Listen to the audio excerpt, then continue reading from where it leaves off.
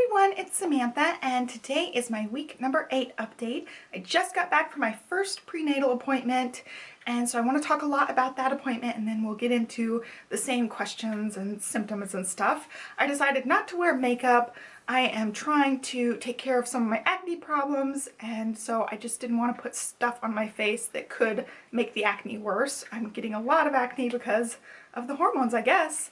My first prenatal appointment went really well. This one wasn't anything special, it's just going over paperwork and forms and seeing what testing we want to get done and talking about family history and seeing if we're at risk of anything. On my grandmother's side, on my mother's side, we do have a history of cancer, so that's pretty much the only thing. Most of the family is really healthy on both sides, so we don't have any concerns about any sort of hereditary things at this point. We have elected to do all of the screening tests, so for things like cystic fibrosis and Down syndrome and trisomies, we are going to do all the screening for that, but we're not going to do any of the invasive testing for that unless the screening shows up some warning signs. So we really have no risk factors for that type of thing, so we don't have increased odds for any of that stuff.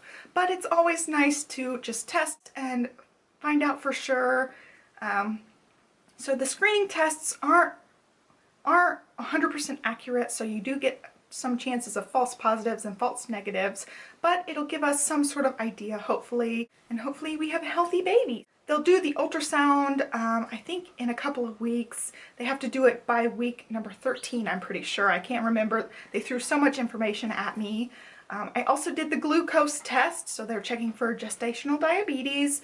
I drank the little bottle of orange stuff, and I've heard that it was really, really nasty, but I actually thought it was okay. It tastes like flat orange soda to me, and it's just like a really sweet version, so I just drank it up, and the lady said you're supposed to drink it in 5 minutes. Well, I chugged it, and I drank it in like a minute, and she was like, wow, that was quick. So I am good at chugging. I never knew that until now, because I never have drank alcohol or anything, so I've never had a reason to chug, I guess. I also did a lot of blood work, so I've got my little tape here where they took all my blood and they run tests for lots of different things, and they also did a urine sample, so they confirmed I was pregnant. The pregnancy test showed up positive really quick for them, and then I also did a urine test for, they're checking for any signs of preeclampsia and diabetes. They said I'll have to do a urine test every time I go in, just to check for preeclampsia and stuff. I think this time they're also checking for UTIs, but I'm not 100% sure on that.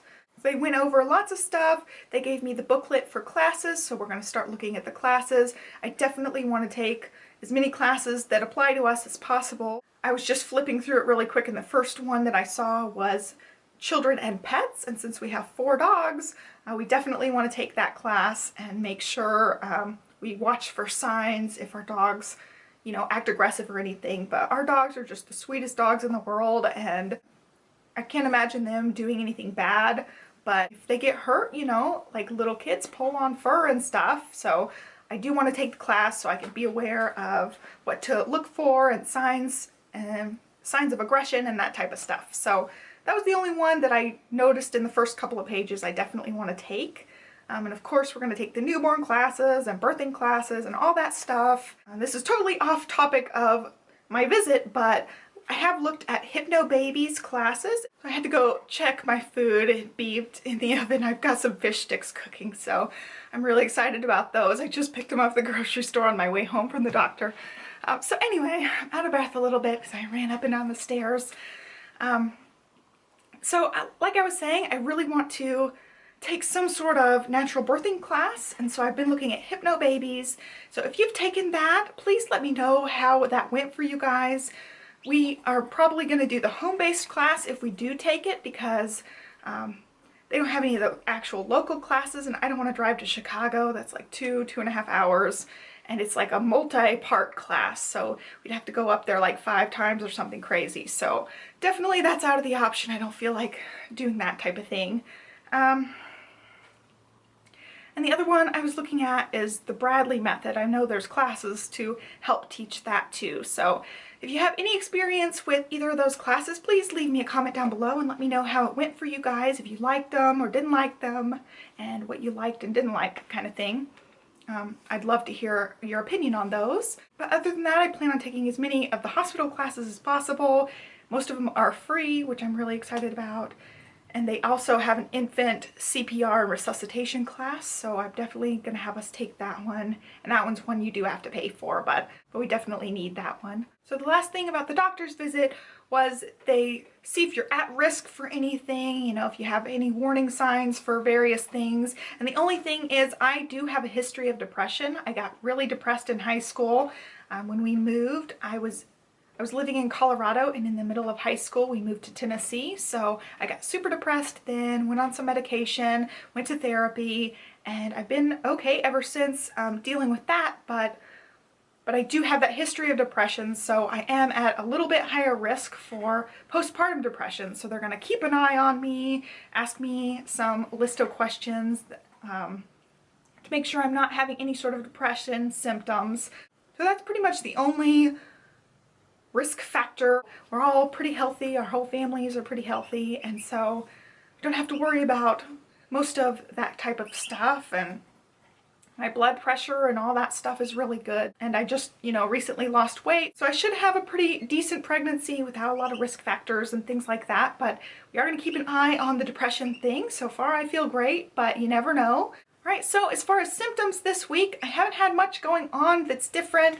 I just definitely in my stomach, I can definitely feel it feeling more filled out and fuller. Like I used to be able to suck in my stomach a little bit and hide my pudge, but now I just can't. I'm full-time pudgy and there's no hiding it. It's definitely not a baby bump, but it is my pudginess and me being really bloated right now. So it does look like I have a little bit of a belly, when before I could suck it in a little bit and hide it and nobody would know that I had any kind of belly. Now I'm going to show you my belly. All right, so I still have a little bit of a pudge, but it's actually getting hard. I cannot like suck in my belly. Usually I'd be able to like suck in my little pooch, but it's getting harder and harder to actually suck anything in. It's definitely like a permanent little pooch here, but definitely it's not a baby bump or anything yet. It's just kind of pudgy. So there's with the shirt off. A lot of it is just fluid and chub right now, but I can definitely tell that I'm getting some sort of something in there. So it's definitely starting to thicken up and fill out a bit, more so than just being flabby. But no baby bump yet, just my little flabby bloatedness. That's it. There's the shirt on.